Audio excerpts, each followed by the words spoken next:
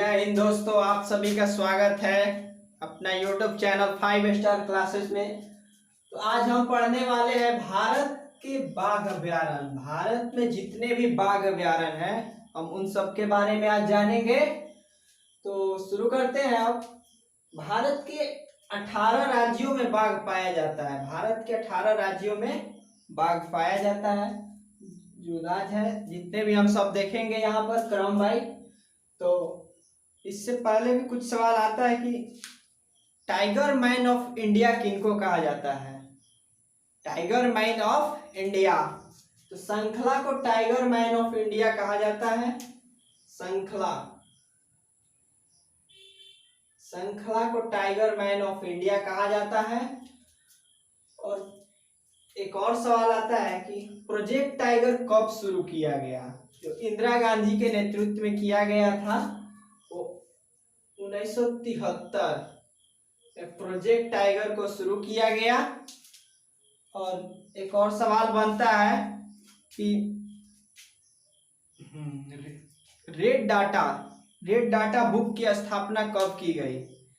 Red data book में विलुप्त प्राय जानवर को, जो जानवर विलुप्त के कगार पर है, उसको रेड डाटा बुक में नाम दिया जाता है। तो रेड डाटा बुक की स्थापना 1963 में हुआ सर पीटर स्टॉक की नेतृत्व में।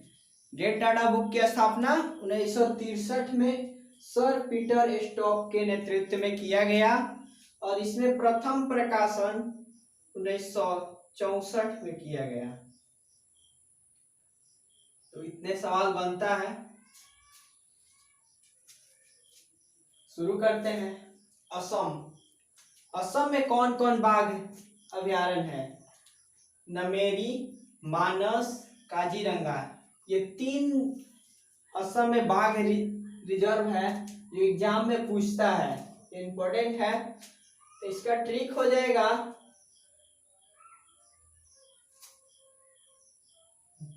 न काम।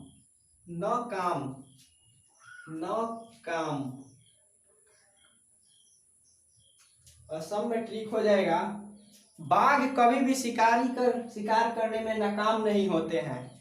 तो ये ट्रिक हो जाएगा।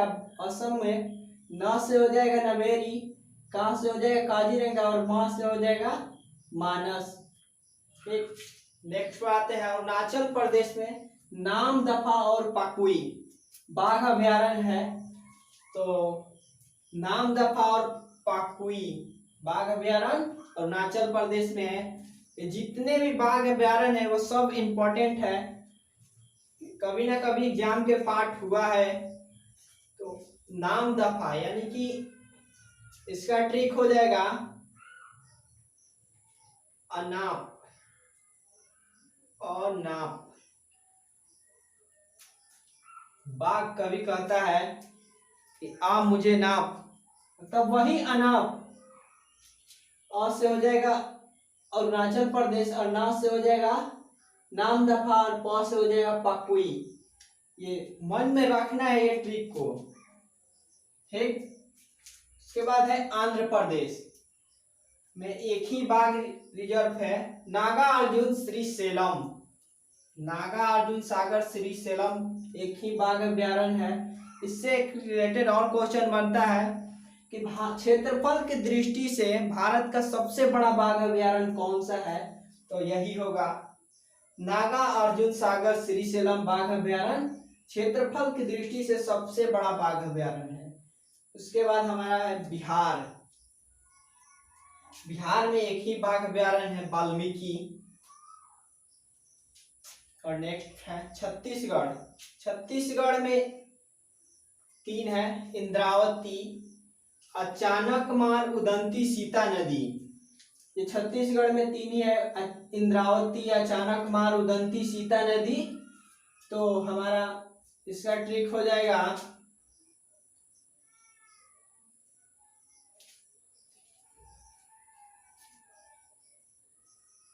इसका हो जाएगा उदंती अचानक इंद्रावती को मार दिया।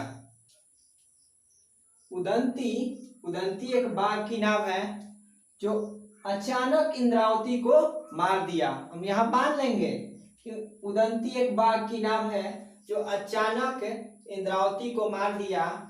ये हमारा ट्रिक हो जाएगा। नेक्स्ट है झारखंड। झारखंड में एक ही है, पलामू। उसके बाद नेक्स्ट है कर्नाटक, तो बांदीपुर, नागरहोल, भद्रा, दांदेली, अंशी व बिलीगिरी रंगनाथराव। पांच बाघ अभ्यारण्य है कर्नाटक में, जो एग्जाम के पार्ट होता है, हमेशा एग्जाम में हमेशा आता है कर्नाटक से। बांदीपुर, नागरहोल, भद्रा और दांदेली, अंशी और बिलीगिरी रंगनाथराव। तो ये कर्नाटक की बाघ अभ्यारण्य है। उसके बाद हम नेक्स्ट देखेंगे, तो हम इसके बाद नेक्स्ट देखेंगे केरल। केरल की बाघ रिजर्व पेरियार और कुलम, ये दो है केरल में बाघ रिजर्व, पेरियार और कुलम, जो आपकी नाम से ही क्लियर हो जाएगा। केरल पेरियार वन्यजीव अभ्यारण्य भी है केरल में, पेरियार वही है, और कुलम केरल की है। उसके बाद नेक्स्ट देखेंगे एमपी यानी मध्य प्रदेश में बांधवगढ़, सतपुड़ा, कान्हा, पन्ना, पेंच, संजय ढुबरी, ये इतने सारे एमपी के हैं। इसे एमपी को टाइगर स्टेट भी कहा जाता है। एग्जाम में आता है कि टाइगर स्टेट किसको कहा जाता है, किस राज्य को, तो हम यहाँ पर टिक करेंगे एमपी को। तो एमपी में है बांधवगढ़, सतपुड़ा, कान्हा, पन्ना, पेंच और संजय धुबरी जो है वो एमपी में है।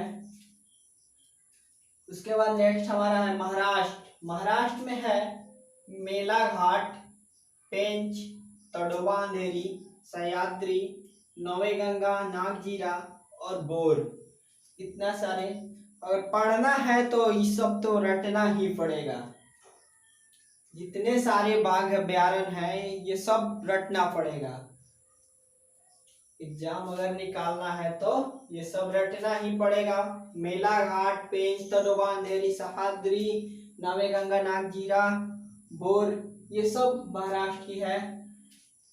क्षेत्रफल की दृष्टि से सबसे छोटा बाघ अभ्यारण्य, ये सवाल बनता है कि क्षेत्रफल की दृष्टि से सबसे छोटा बाघ अभ्यारण्य कौन है, तो वहां पर टिक करेंगे पेंच।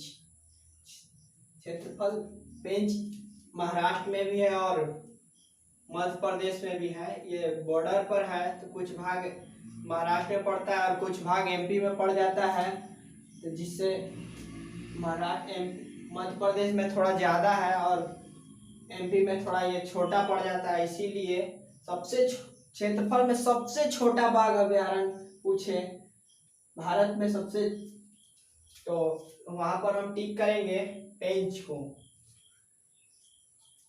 इसके बाद नेक्स्ट बनता है मिजोरम। मिजोरम में एक ही है डम्फा। डम्फा अभ्यारण्य कहाँ है, मिजोरम। नेक्स्ट आता है राजस्थान। राजस्थान में रणथंभौर, सारिस्का, मुकुंदरा पहाड़ी, ये तीन है राजस्थान में बाघ अभ्यारण्य। रणथंभौर, सारिस्का, मुकुंदरा पहाड़ी, रणथंभौर, सारिस्का, मुकुंदरा पहाड़ी, ये तीन ही है। इसका ट्रिक बन जाएगा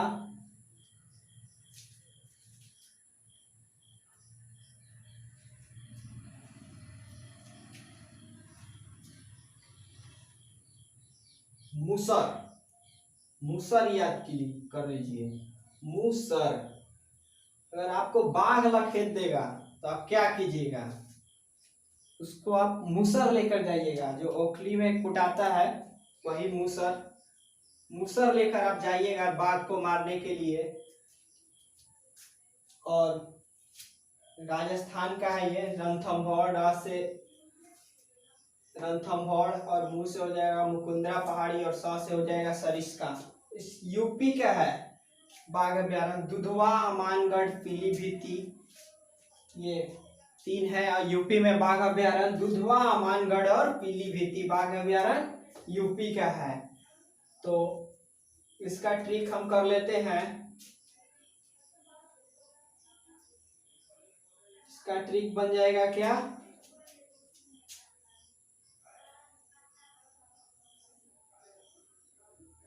बाघ को मारने के लिए तो दूध पीना पड़ेगा और आम भी खाना पड़ेगा, और उसके बाद खाकर हम लोग पीला हो जाएंगे, लाल नहीं होंगे, पीला हो जाएंगे।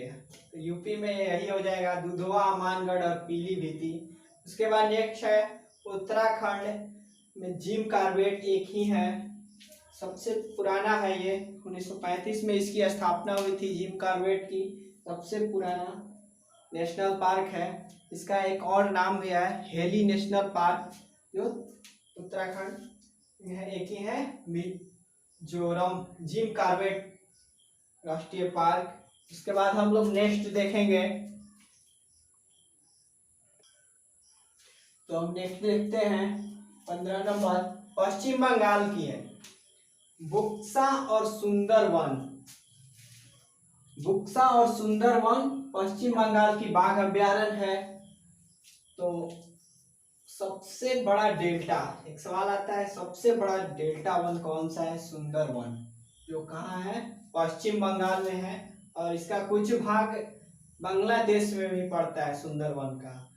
तो पश्चिम बंगाल में दो है बाघ अभ्यारण्य, बुक्सा और सुंदरवन।